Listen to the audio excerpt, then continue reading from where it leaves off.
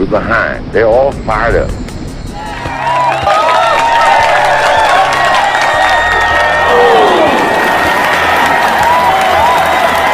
What we got to do? First place, our defense has got to go out there and take the ball.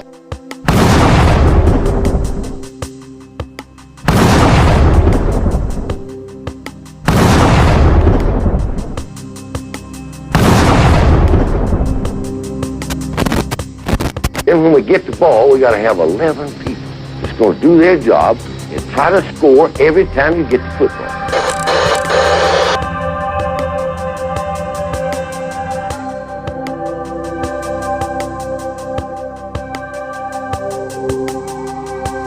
If we do that, we'll be all right. Do that, we'll be all right.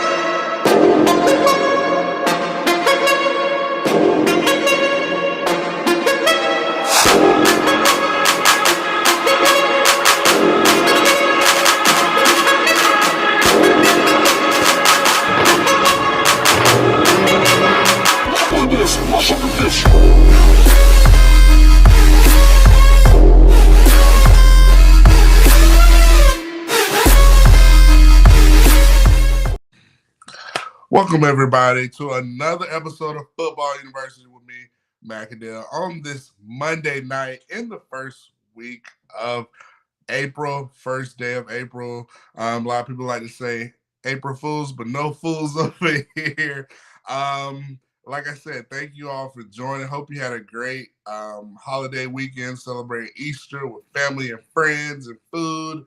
And glad that on this Easter Monday, you came and joined me here on Football University, where, listen, we talk a lot of things regarding football, whether it's Alabama-related, NFL-related. We've got so much to talk to today, and just so excited to have you join the show. So, listen, get in that comment section. Let me know what you want to discuss.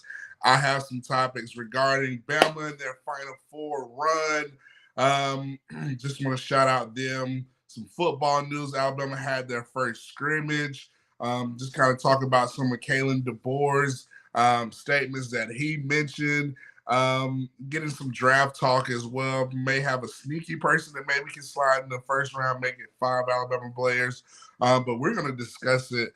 As well as other SEC news and NCAA news. So shouts out to the student section.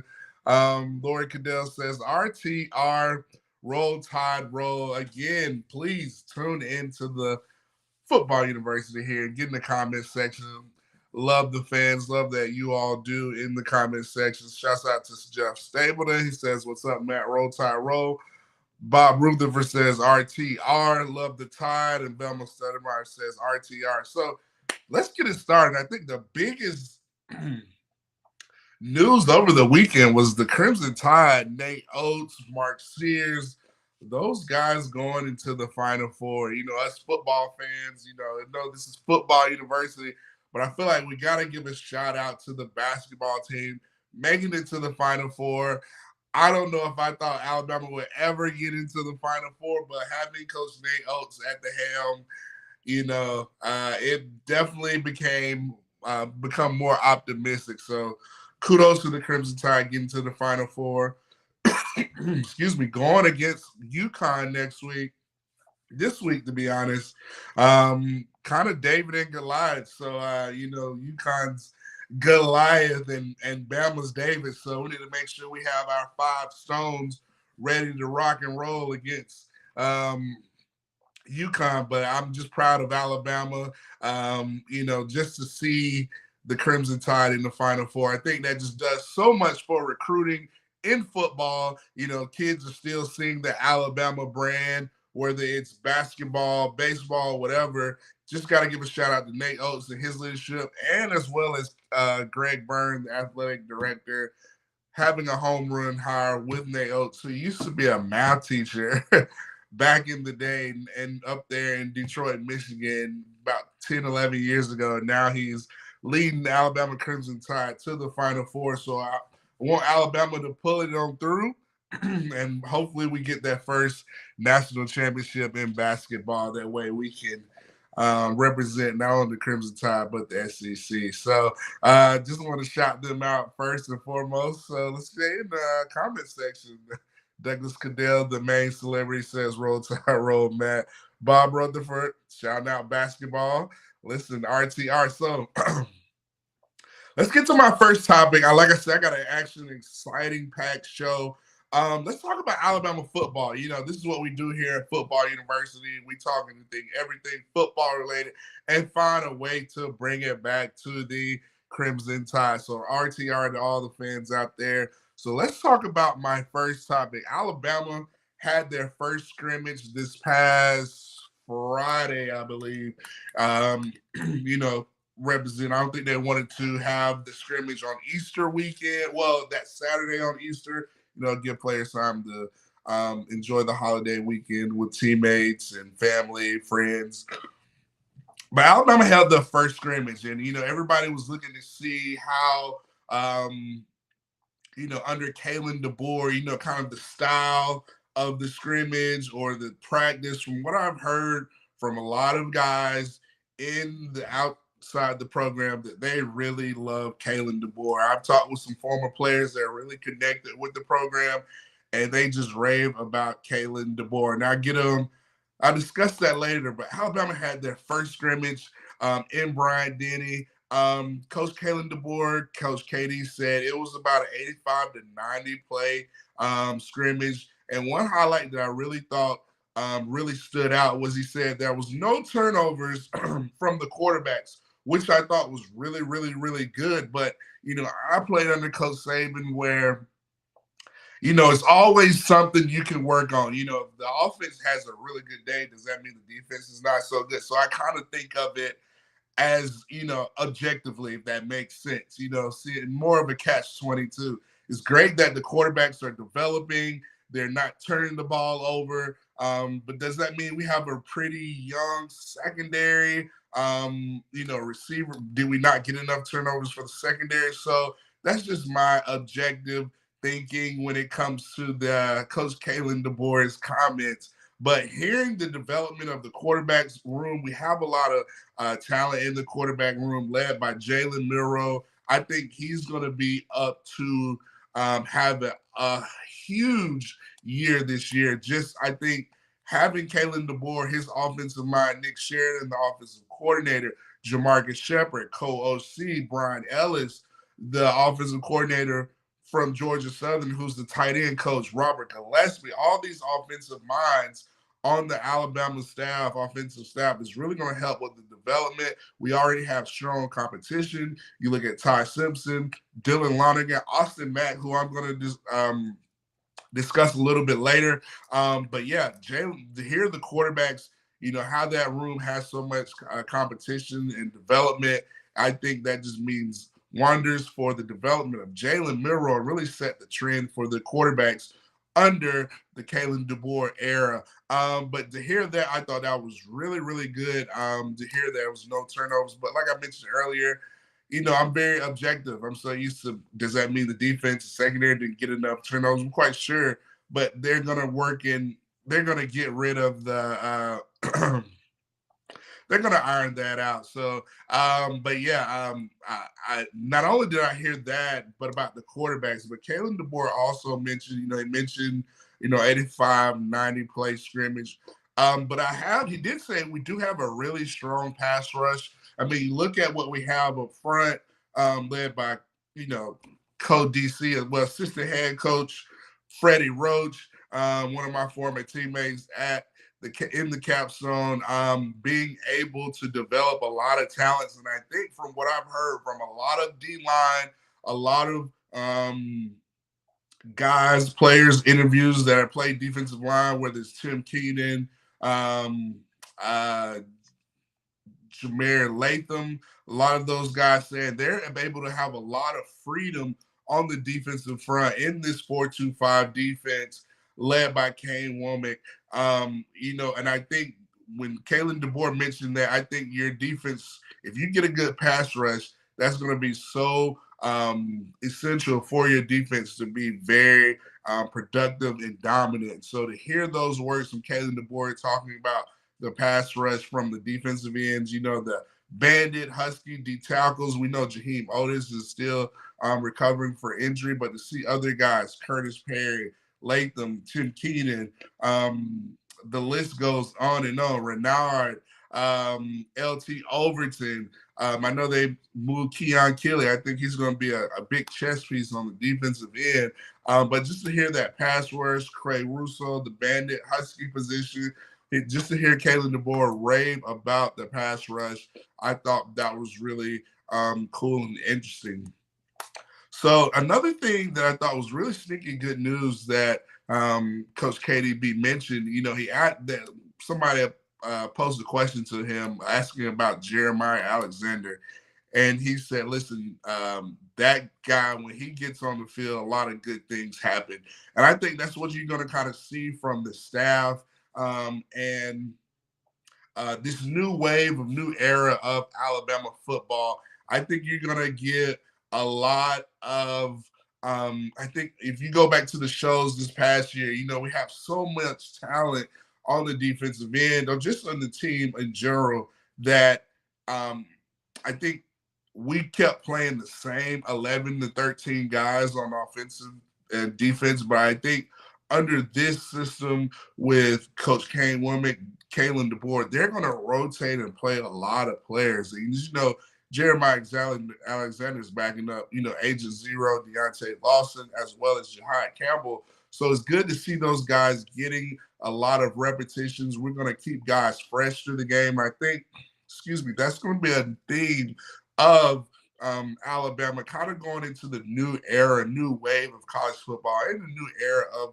college football where Alabama football, we're going to play a lot of guys. We're going to rotate a lot of guys, especially on the defensive end. I think Coach Womack wants to get as many guys playing experience and being able to be effective on offenses on the defensive end. So when he mentioned that Jeremiah Alexander, I thought that to myself, I think this defense is going to play a lot of guys, rotate a lot of guys on the defensive end as well as offensively because we have so many weapons, whether it's running back, receiver, tight ends. We just have a lot of guys that can play. So let's get to the student section. I'm going to take a pause right here. Joe Stapleton says, get rid of the snap problem by Seth. Yeah, I mentioned last week that the whole, Ryan Day, Ohio State, maybe taking shots at Jalen Milroe last week. I think we did, we kind of addressed that with the transfer of Parker Brailsford from Washington. Now, he did not practice in the scrimmage. I don't know what's going on, behind the scenes, but I don't know if it's, I don't know if it's an illness or whatnot, but he did not practice. But I did hear a lot regarding the other center, Brockenmeyer. I heard Brockenmeyer's look really good and put a lot of competition for Parker Brailsford at that center position. So hope all is well with Parker Brailsford. I think that's just good competition for us to be really effective, have that depth, have that experience and competition. Cream rises to the top, and we're going to rotate guys. I know Coach Kapelovich, I like to call him Coach Pat Cap if I'm not pronouncing his name correctly, but he said in one interview how he likes to have at least 4 or 5 guys that can ready to snap at any given time because, it's going to be a long season. The SEC released the 25 schedule for next year. Basically, all the, we go to Georgia next year. Oklahoma comes to us. Basically, the home and away schedule flops for next year. But it's a long regular season, especially in the SEC. Now you have the addition of Texas and Oklahoma. They have made it a lot more competitive. You still have to play Tennessee, LSU, Auburn, big rivalry games in addition to Georgia. So listen, it's going to be a long season. You're going to need that depth and experience in all positions on the field. So, like I said, I think, as I mentioned earlier, Coach Womack on defense or Kalen DeBoer on offense, we got a lot of talented guys that we can rotate and play. So, to answer your question, yeah, I do think we did address that snap problem from Seth. I don't know what was going on. I did hear some things, kind of off the field issues maybe, but I don't want to get into that. That's in the past. I'm focused on the future here on Football University, and I think Alabama shouldn't have any snap issues moving forward, like I said, because we have a lot of competition from Brailsford, the transfer from Washington, as well as Brockenmeyer, the center out of Texas. So let's get to a few more of your comments. He says, Bob Rutherford says, how many times a game do you expect us to throw the ball this year? Listen, I think, I mean, I don't know initially. I just think we're probably going to be a little bit more balance. But listen, I think it's going to game plan from week to week. You never know. Maybe, we might be a little, I don't want to say vanilla, but not as pass happy throughout the game. But listen, Kalen DeBoer, if he's confident in his guys, he's going to let them rip. So I will say, I think we'll probably be a little bit more explosive in the pass game, as far as showing a little bit more confidence in the pass game, as well as the running back. I mean, running back room, we're so deep in the running back room. Just looking at Jalen Miro himself, looking at Jam Miller, Justice Haynes. Justice Haynes presents a lot of lateral quickness.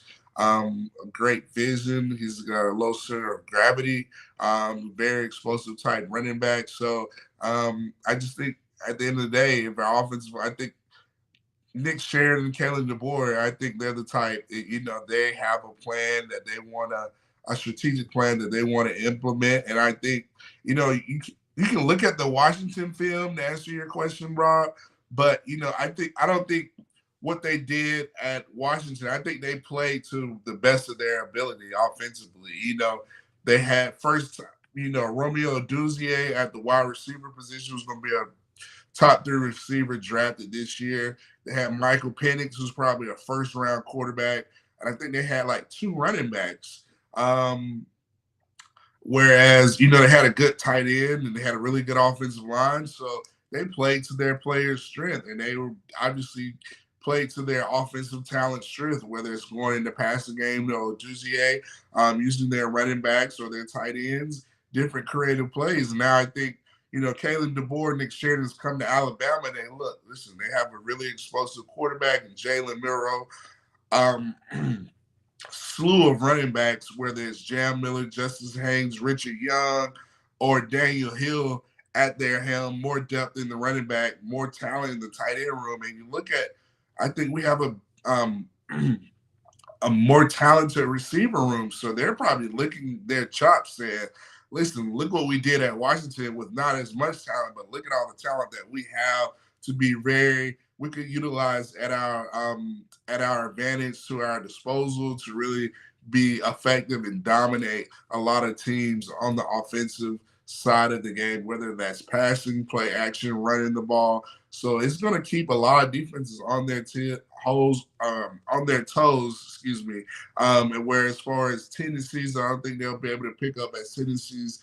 We were getting 2 tight end sets. 9 times out of 10, we're going to run the ball. You never know what we might do, because I think in the past, what we've been looking for is creativity on the offensive side from the offensive coordinator, whether that's Bill O'Brien and Tommy Rees, and none of those 2 really, that was a foreign language to them when it comes to creativity and utilizing the weapons that we have. When I think this offensive coordinator, Kalen DeBoer, they know how to utilize all this talent. So hopefully that gives you some insight and answers your question, Bob. But great comment, great question right there, Bob Rutherford. So let's get to a few more comments. Excuse me. Joe Sableton says that Kane's not afraid to come after a QB We saw that against USF, Matt. Yeah, I agree.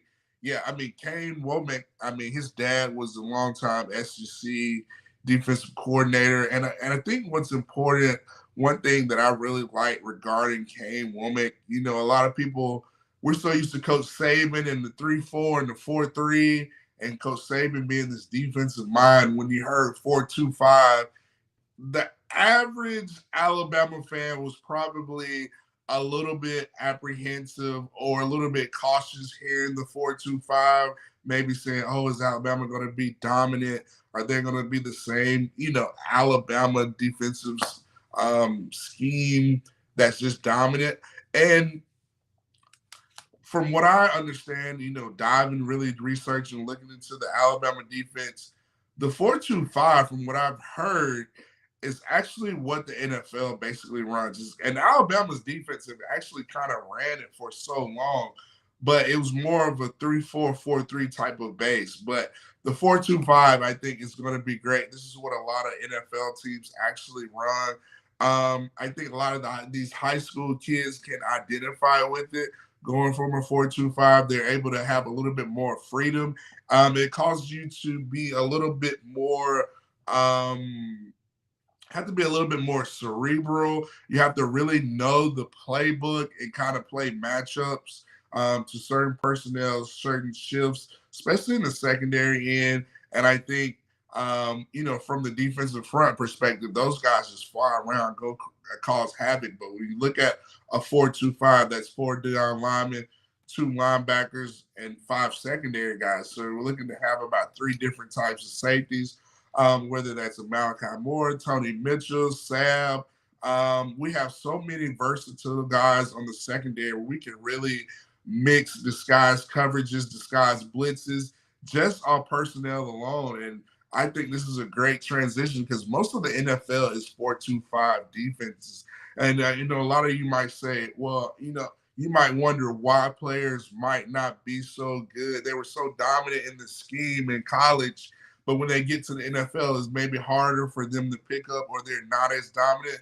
A lot of times it's because they're coming from a different scheme in college, whether that's the 3-4 or the 4-3, and some NFL teams run a 4-2-5, and maybe they can't catch on to the terminology. And obviously going to the NFL is a different speed. So you have a lot of factors, and I think this is going to prepare a lot of the guys on the next end to really be you know, kind of fly around. You know, it's gonna be a lot more versatile. We're gonna create a lot of havoc on the defensive end. So to your point, Jeff Stapleton, we're gonna be able to create a lot of havoc. And like I mentioned earlier, as the show talking about football, we got a strong pass rush, and that's gonna be going after the defensive guys. And you look at guys like a Jahad Campbell, who can, like one of my good friends, my old teammates, who's the co-host with me on the Final Whistle on Bama Standard. He says, listen,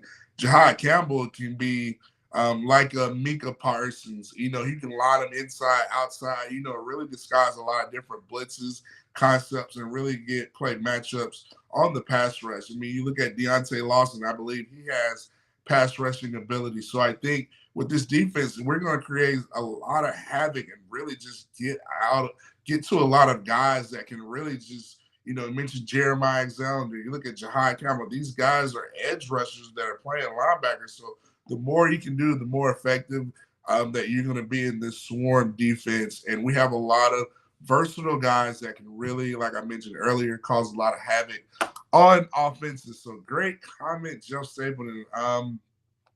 Let's see, Bob Rutherford gave us a thumbs up. Jeff Stapleton says, Bama playing UGA at Bryant Denny, Matt, home field advantage. Yeah, listen, I mentioned earlier in the show how the SEC came out, released the 2025 football schedule. Obviously, it's these games reversed for next year. And to your point, we have Georgia coming in Tuscaloosa September 28th, in T-Town, in Bryant-Denny, which is going to be, you know, obviously a crazy atmosphere. Both of these programs have been, you know, kind of ever since Kirby left, he's really helped propelled Georgia's program. They were able to win 2 natties or whatnot, while Alabama, still won the SEC and have basically been going at it with Georgia, whether it's recruiting on the field in championships game, whether it's SEC or national championships. You have the whole Saban Kirby dynamic, but now you have Kalen DeBoer, and I think that adds another different type of excitement, opportunity where it's probably going to be a lot of eyes just to see how Alabama handles presumably having the number one team coming into Brian Denning. I think it'll be the top SEC team coming into Brian Denning. So it's going to be exciting times that in Brian Denning. Now, with the 12-team playoff, I don't think you can lose sight that either Alabama. I know the SEC is supposedly supposed to be getting rid of divisions. No more Eastern SEC champion and Western champions because we have the addition of Tennessee and Oklahoma. I think you're going to have more of, who has the best 2 records is going to play in the SEC championship. And I think those 2 teams probably going to maybe get a bye. I think the top 4, at least one of those teams will get a bye. You look at the Big Ten landscape, they're adding USC, UCLA, Oregon to the Big Ten. So you look at the Big Ten, they'll probably get 4 teams right there. You look at the ACC, Big Ten probably get 3 or 4 teams. Look at the SEC, probably get 4 for sure, maybe possibly 5 or 6. You look at the ACC, you're looking at, so right now we have about 8 or 9 spots, 4 more spots. I'm looking at the ACC. They'll probably get 2 teams, mainly 1 for sure. I definitely, you look at a Florida State, maybe a Miami, what Mario Cristobal is doing, maybe possibly a Clemson. Maybe. So I think the ACC gets 2. And I think the next 2 teams that are in the playoff, maybe the Big 12, maybe you look at a Colorado, they're moving to the Big 12. Maybe they have an opportunity, or maybe it's just another SEC or Big 10 team. They kind of fill out the 12-team playoffs. So that's just my initial reactions to the 12-team playoffs. But I say all that, Alabama plays Georgia. Wouldn't be surprised Alabama have to play Georgia, 2 or 3 more times within the later of the season, trying to get to that championship, whether it's in the regular season, SEC championship, or in the college football playoff, or in the national championship. So it's going to be interesting how Alabama handles it. But one thing I love about Kalen DeBoer, everything's going to be fresh, creative, new, innovative. When it comes to this team, I think Alabama's looking at a new era, a new wave, as the young people like to say, when it comes to Alabama football. What Coach Saban does so great, but I think we were kind of predictable in what we were doing. It was easier for other teams to kind of, especially Kirby, who knows inside and out about Alabama, kind of predictable to see what we were going to do, certain defenses, offensive. We really didn't have much creativity, but I think everything's going to be so creative under this new regime of Kalen DeBoer. So great comment right there. So let's answer one more before I get to my next topic. Thank you for the comments, student section. Y'all amazing. Jeff Stabler has another one. He says, UGA has a tough schedule, Matt, for a change. Do you think they'll lose more than 3 games this season? Now, I think Georgia's toughest 2 games. Now, to me, I think the hardest SEC schedule by far is Florida. I think Florida has a brutal schedule. Now, I haven't looked at Georgia's schedule, but I know they play Texas. I think they have Texas either comes to Athens or they go out to Austin. That's going to be a big game. And as well, obviously, Alabama's going to be a big game. So that could be potentially 2 losses. Now, everything else, I think they should be fine. I still think they have to play the SEC opponents. your Tennessee, South Carolinas, Floridas. But they could. I don't see Georgia losing 3 games. Maybe they might slip up and lose one in the regular season. Maybe to an Alabama or Texas. But 3 games. I don't know. Maybe. I do say this now. This is what we do at Football University. I do think Saban retiring does kind of put teams like Georgia. I mentioned this last week on the show. Teams like Georgia, Texas, maybe not so Texas so much, maybe not so much Ole Miss, but a team like Georgia kind of in a limbo as far as their identity. Because I feel like Georgia's identity, football identity, is so predicated on what Nick Saban in Alabama is doing in Tuscaloosa. And I say this, I give you an example. Because Coach Saban was such a great recruiter and a great talent evaluator, Coach Saban made the job a lot easier for other coaches. I give you an example. It's like, let's say in the African safari, you have the lion. He goes to make the kill on a antelope or whatnot. He's got the antelope, but notice you got hyenas and wild dogs trying to eat that same meal. They're trying to scavenge that meal. That's what Coach Saban basically did.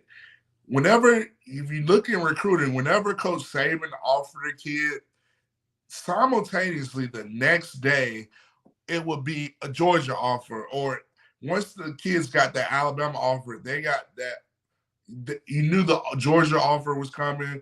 You knew the Texas offer was coming. So it made recruiting so much easier for other coaches, because the only thing other coaches had to do is just look who Coach Saban recruited and basically go after those players. Now Coach Saban is not there. Now these coaches kind of have to do their own work and show how great of a recruiter they actually are without having it so easy for just to go after the Saban recruits, if that makes any sense. So I think that's a different perspective of the way to see the Saban effect, how it affects college football, that I don't think anybody's talking about, because we're talking about it here at Football University, that how teams like a Georgia kind of have to create their own identity, because the majority of their identity was just whatever Nick Saban and Alabama's does, that's what we're doing. Now they kind of have to kind of create their own identity without Coach Saban. So it's going to be interesting to see how, these teams that are so, they hire Saban assistants. They basically it's basically a copy and paste of their program from Tuscaloosa. Maybe they have their little twist or nuance to it, but it's basically what Saban did. Now Coach Saban's not there. What do you do? What is your identity now? So I just think that's a different effect that kind of Coach Saban is going to have on college football now that he's no longer there. And Alabama's got their kind of own identity, the new wave, the creativity with Kalen DeBoer. And I think that's exciting to see for college football. So great comment right there, y'all. I really like that. But to answer your question, I do not see Georgia as tough as their schedule. The most I might see is 2 losses. I think the biggest, toughest games will be Alabama and Texas. But Georgia, they're returning a lot.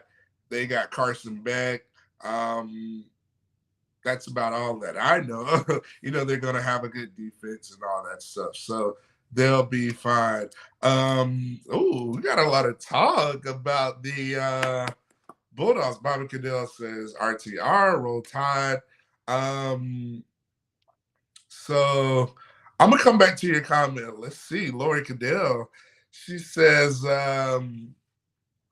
we'll stay on this Georgia topic. We're just going to flow. That's what we do here at Football University. We just kind of flow, let the tidal waves go how they might go. She says, you Georgia also had a lot of off the field distractions that they prayerfully can focus on and fix. Not a UGA fan, but definitely concerned for the players. Um, I think you're talking about the thanks for the comment, Lori Caddell. I think you were discussing the culture that Georgia has. I think the latest news was Travis Etienne. Um, having a DUI, and that's been a lot of kind of the issues with Georgia. I don't know if they have kind of a drinking culture, but they tend to have a drinking culture and the need to drive in Athens. I don't know what that is, and that could feel a lot of distractions. And that's why I say, when Coach Saban was here, now we got Coach Kelly DeBoer. I think it's not just football at Alabama. I think we're trying to make, you know, you know, not to say Alabama has its flaws and we haven't had players get in trouble. Listen, I wasn't, a saint when I was at UA, but at the same time, I think we have a more of a winning culture, a championship culture. Not only where we want you to be successful on the field, but we actually care about the player off the field, giving them some help, giving them outlets to handle. Maybe they can know how to handle themselves or how to mature, make better decisions regarding things like this. So, that's something Georgia seems like nobody's really wants to talk about it. I'm glad you brought it up. I know a lot of Georgia fans really don't. They're very defensive when it comes to discussing this, but I think they do have an issue. I mean, you look at they had the unfortunately death of a student, a player because of a DUI. You look at Jalen Carter, the first round draft pick, last year's draft that went to first pick for the Philadelphia Eagles. He was part of the racing and drinking and all that stuff. Listen, I think they have some issues that they need to address and kind of really help. And I think that starts with Kirby on down. I'm not trying to throw shade or anything. I'm just calling it what it is. You look at Stetson Bennett. He had drinking issues. Even with the Rams, he had to take a leave of absence with the Rams. The LA Rams because he had a issue with drinking. So I do think they kind of do need to, I think as Laura Caddell says, have accountability and let them know. Listen, we're trying to help you as a player, as a young man, and not only just as a football player. I don't want you to just show me what you can do for me now. I need on the field. I need you to have some accountability off the field and make better men. That's why I think Alabama players are so much better. They're more of a refined product when it gets to the NFL. You look in the NFL, Mike Tomlin, that I mentioned last week's show, he says the tradition of Alabama players, their program, what type of pedigree, what type of character you're getting from most of the Alabama players. And we're not perfect. Nobody's perfect. No program's perfect. We all have our bad sides, but for the most part, you look at on the field. Will Anderson, Rookie of the Year. Bryce Young was successful. Brian Brent's really successful. Even Mike Tomlin on his team, he looks at Minka Fitzpatrick. He looks at this draft. He's looking at a Kool-Aid. He's looking at Terry Arnold. Most of the successful NFL players that come out of Alabama have been developed to be successful players. They know how to handle themselves on the field in the NFL, and it shows. You look at Alabama players in the NFL, they produce at a higher level. I think Alabama players led in receiving yards. Alabama players led in running back. You look at a Josh Jacobs, Derrick Henry. We got so many guys. Najee Harris with the Pittsburgh Steelers. We got so many guys that perform at a high level that shows that Alabama players are premier when it gets to these NFL franchises and organizations. So I'm glad we kind of shifted there. Great comment from Lori Caddell talking about, excuse me, accountability in Georgia football program. Wow, y'all are amazing in the student comment section. So let's get to my next topic. Now, I mentioned how Alabama's first scrimmage, 85-90 plays, no turnover QBs from the QBs. How we mentioned we have a strong pass rush. Now, I was talking to one of my former players. They called me. They're pretty close to the program. And he said, "Listen, Kalen DeBoer is a great guy. He's got a lot of juice." And he mentioned the defensive line. He was telling me this before the scrimmage. So I kind of already knew we had a lot of depth. And I think in this 4-2-5 defense, you're going to see a lot of mismatch and a lot of different guys that can be effective at the defensive line. He was just raving about how our defensive line looks unreal. I saw practice footage of the Alabama defensive line mentioned early. Shouts out to Freddie Roach, led by Freddie Roach. You look at Curtis Perry, Tim Keenan, Renard, Latham, LT Overton. The list goes on and on. That's just 5 right there. We got Demond Payne. We have so many guys that we hadn't even mentioned. We hadn't even got most of our class in the summer that's going to help in that rotation. James Smith. Listen, James Smith is going to be unleashed in this defensive line. He's going to be another guy that you might not have heard of, but I heard that this defensive line is looking amazingly good, and our pass rush is unreal. But like I said, I come from Coach Saban where things are objective. If we have a really good pass rush, does that mean our offensive line needs some work? So I'm always able to, be objective when hearing good news and kind of have, that iron sharpens iron type of objective mentality regarding good news. So then I heard this as well, that he said that Miro is looking ridiculously good. He's probably going to be looking to have a big year. I've already been hearing some things about Miro in practice, throwing a lot of deep balls, working on his intermediate passing game, or his mid to high passing game passes, as well as the short passes. And I think under Kalen DeBoer, Nick Sheridan, this offensive scheme, they're going to play to his weakness, his strengths, but develop his weaknesses. I've heard glaring reviews regarding Jalen Miro, and I think, having this new creative scheme as well as the quarterback competition in this room is going to play dividends. But I heard Miro is looking like that dude on the capstone in this offense under Kalen DeBoer. He's distributing the ball left and right. I've always said that I want Jalen Miro to continue to work on this game, work on his footwork, work on his delivering the ball, different type of passes, accurately, touch passes, all those different types of things, putting in the work. Saw Jalen Miro world over spring break working with Jordan Palmer. I think he needs to continue to do that, continue to get with Nick Sheridan, dive into this playbook, just become that leader on the offensive side of the ball, because I think he's going to be dynamic. So let's get to your comments. I mean, I just want to shout out Miro. From what I've heard, he's been looking lights out in practice, as well as the defensive line. So let's get to your comment. James Knox says St. Matt. I do like that, St. Matt. But, I was fortunate enough, thanks by the grace of God, to make I think we all have made not the best decisions. We've been young and immature, but I think what's most important for young kids, I know, especially this generation, the transfer portal, NIL. I think you just need to focus at the end of the day. The number one thing is to get an education. Make sure you get your degree, because that's where you're going to get that. To me, that's priceless. No matter how much NIL money you make, how much NFL money you make, do not lose sight of getting that education, getting the degree. That's the first and foremost.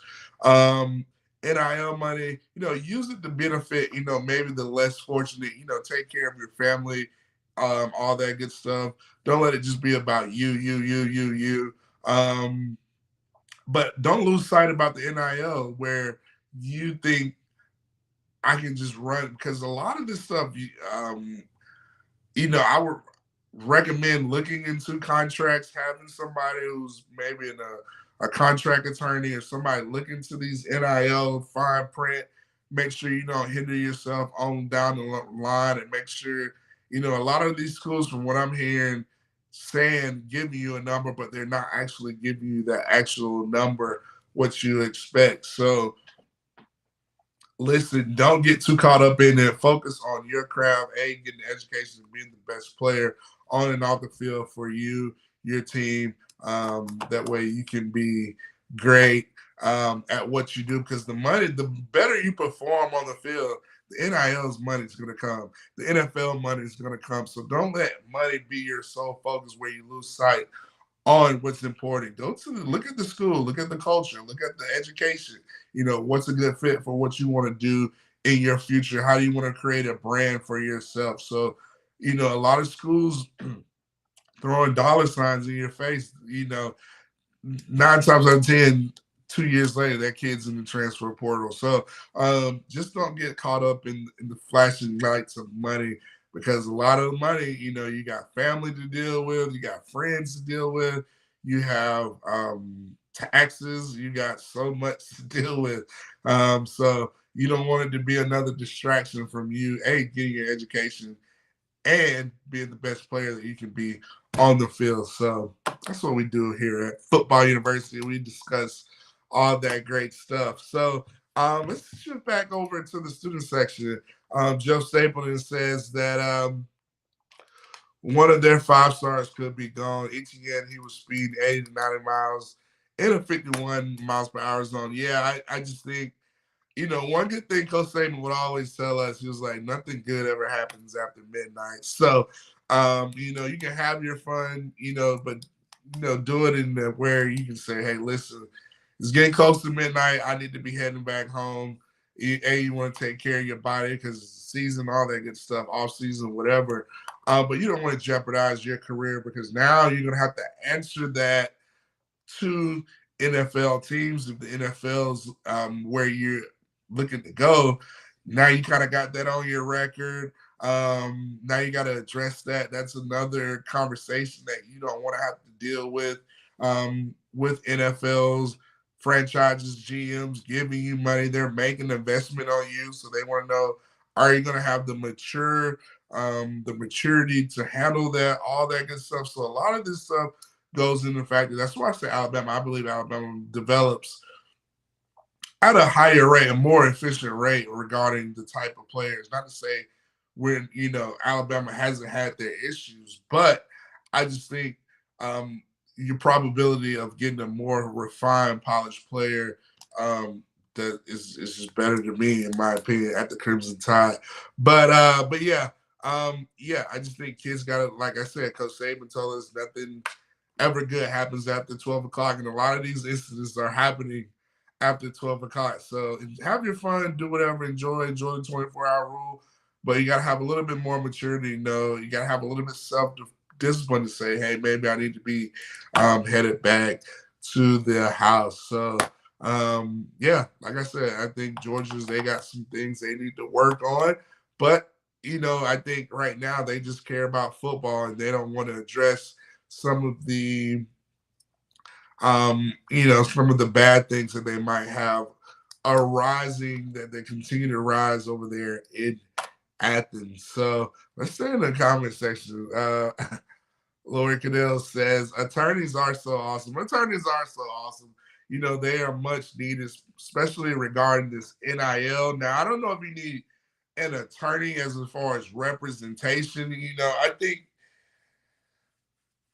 I just think, when you get those big time contracts like the NFL, obviously you need representation, you need an agent, attorney, whatever. That's what you need. Now in college, I don't think you need it. Now you probably can have somebody represent you for business inquiries. Maybe they don't have to be an attorney, but I will, to your point, our attorneys are awesome. You do need somebody um, that can look at contracts, especially regarding this NIL money, because I know there's a player that's from Florida who got drafted to the Chicago Bears, and he did not know in his contract that he was in his NIL contract that he was still going to have to pay this agency or this NIL money like $10,000 a month or per paycheck to this collective or NIL. Like, so you need somebody. That's why I said I think attorneys are needed. They are awesome. They are needed. So you probably need somebody, especially when there's NIL contracts. A lot of these schools are saying, "Hey, just sign here. We're going to give you such and such," and we're not really looking at the fine print, looking at the whole context of the contract. So I do say if you're a kid, a lot of these schools are throwing different types of money. Have somebody, whether it's a contract attorney or whoever, kind of go over it and kind of make sure everything's saying what they're telling you. That way, you're able to get that monetary name, image, and likeness money. So, great comment. So let's go stay right in the section. He says, do you know if KDB will put the same emphasis on graduation as Saban? I believe so. One thing I love about Kalen DeBoer, I've had the opportunity to listen to him, and when you listen to him talk about the players, um, he has this cool, calm demeanor when he talks about his team, his players. He always seems to be even keel. And just in the little media invites, whether it's after practice or today he was on 3 with the interview. But he's just whether it's around the next round with Ryan Brown, Dunaway, and Lance Taylor in Birmingham that they had a couple weeks ago, but he always has this calm demeanor and he speaks so highly of his players. He speaks positive about his players. And I think that's just a microcosm of how he is to his players off the field. I think he wants them to be great on and off the field, like Coach Saban. And I think he's continuing to have the same academic support staff, placing the emphasis on being successful off the field. Coach Saban did so much for the players, whether it's mental health, academic support, counseling, physical therapy. He was all for the player being able to help them be a better person off the field. And I'm quite sure Kalen DeBoer, he spoke always having that connection to Coach Saban. And I'm quite sure during their conversations, Coach Saban says, listen, we want to make sure these players are better men.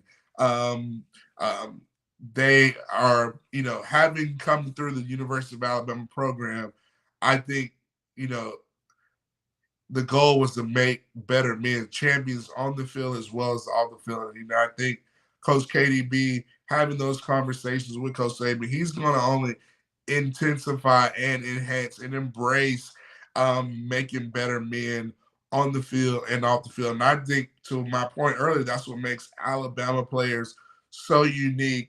You get such a refined product, whether it's in the NFL, in the workforce, whatever. You get such a refined product because we have Alabama led by Coach Saban, even Bear Bryant. Bear Bryant talked about always writing your mother, doing things with class, having character, first class. I remember Mal Moore always ran the program like that. When he was athletic director, he would come speak to us to talk about doing things in a first class manner, having class. It's the way you carry yourself at the University of Alabama. It's, you have an honor and a privilege to wear that crimson jersey. And I'm quite sure KDB is going to embrace that and continue the legacy of generating and producing high character young men on and off the field, and guys that have been better by going through the program at Alabama. So great stuff right there. You guys are amazing. Just say what it says. He's got to go Yeah, come back next Monday, Jeff Saban. Thank you for your amazing comments. Now, shift back to my next topic. Now, Alabama, I'm just going back to this first scrimmage. Now, Alabama, after the scrimmage, released the highlight tape. It was probably about 3 minutes, maybe 2.5 to 3 minutes long. Excuse me. And it highlighted, showcased different spot, highlights of snippets, clips of, highlights from the scrimmage. Now, some parts that got really highlighted, I saw Richard Young with a great run. Obviously, you saw Miro, you saw the pass rush, you saw the defense making plays.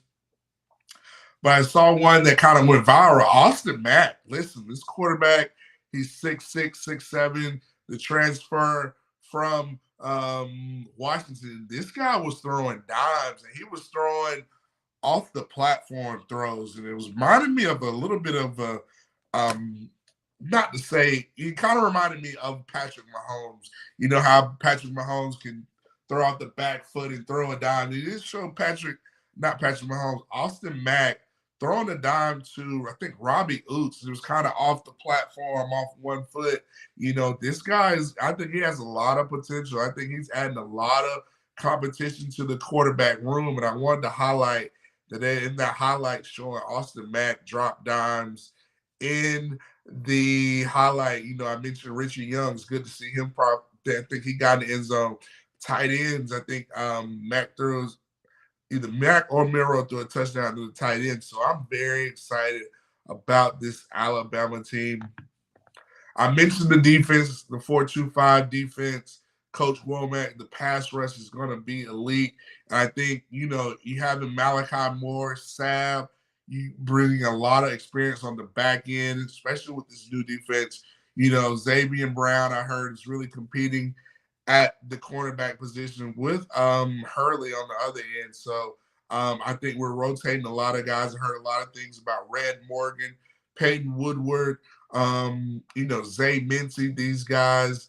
So they're going to present a lot of, you got so many different body types, so many different schemes. I think the more you can do on this defense, take, for instance, a Keon Keeley, he's a defensive end guy, but they've had him work at the defensive line. I think that's going to be pay dividends for us on defense, where we can be very versatile, multiple, creative, really confuse a lot of offensive fronts, defenses, being able to mix around guys. I mentioned Jahad Campbell and the Micah Parsons kind of comparison, how you can move them outside, inside.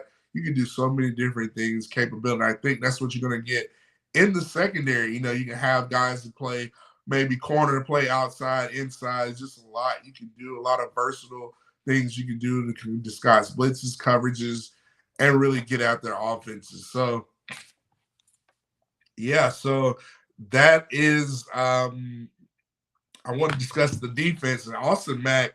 Now, let's see. Now, I want to discuss my next topic. We mentioned the NFL draft. Now, I have heard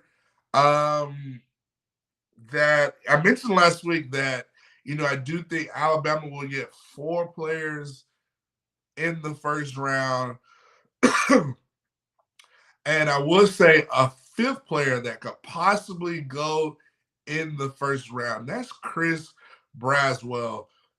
You look at this NFL draft, and I mentioned this, the offensive line is, the wide receiver core is very deep. You're going to find first-round talent all throughout probably the first 4 rounds. I mean, you got Roman Wilson, you got Jermaine Burton, you got the receiver from Florida, I believe, Pascal or whatnot. He's very good. You have so much deep. Xavier Worthy, you got a lot of first for Matt McConkey. This receiving class is one of the better receiving classes to come through in the NFL. I don't think it's been this deep in a long time. So this is a deep, deep, deep receiving class. So you're going to get first round, day 1 talent in rounds 2, 3, and 4, in my opinion. Now, I say that, and I think what's on a premium is defensive ends. Now, you look at the top defensive ends in this draft, you got Chop Robinson, obviously Dallas Turner, Latua out of UCLA. But I think this defensive end class is kind of just pure edge rusher. I think it's kind of mid to top heavy. So when you come to, if the edge rushers start coming off, don't be surprised. You got a Robinson from Missouri. Don't be surprised some teams look at a toward the later end of the first round. Maybe a team trades back up into the first round. Don't be surprised as you maybe look at a Kansas City Chiefs. They had a 32nd pick. Maybe the San Francisco 49ers. I think they addressed the secondary. I could definitely see Kool-Aid. I gave you his tiers of teams. But I wouldn't be surprised if a team like somebody trading back into the first round for a player like Chris Braswell. So I wanted to mention Chris Braswell because don't be shocked. I mean, everybody's looking for deep edge rushers don't come that often. So if you look at the draft, you look at the Baltimore Ravens at number 30. I mean, listen, they lost Jadeveon Clowney. Jadeveon Clowney is going to the Carolina Panthers. Could that be an option for Chris Braswell? You know, Baltimore always has a dynamic pass rush front defense. Or, you know, you look at pick 28. You look at the Buffalo Bills. They're looking for pass rushers, edge rushers in that division.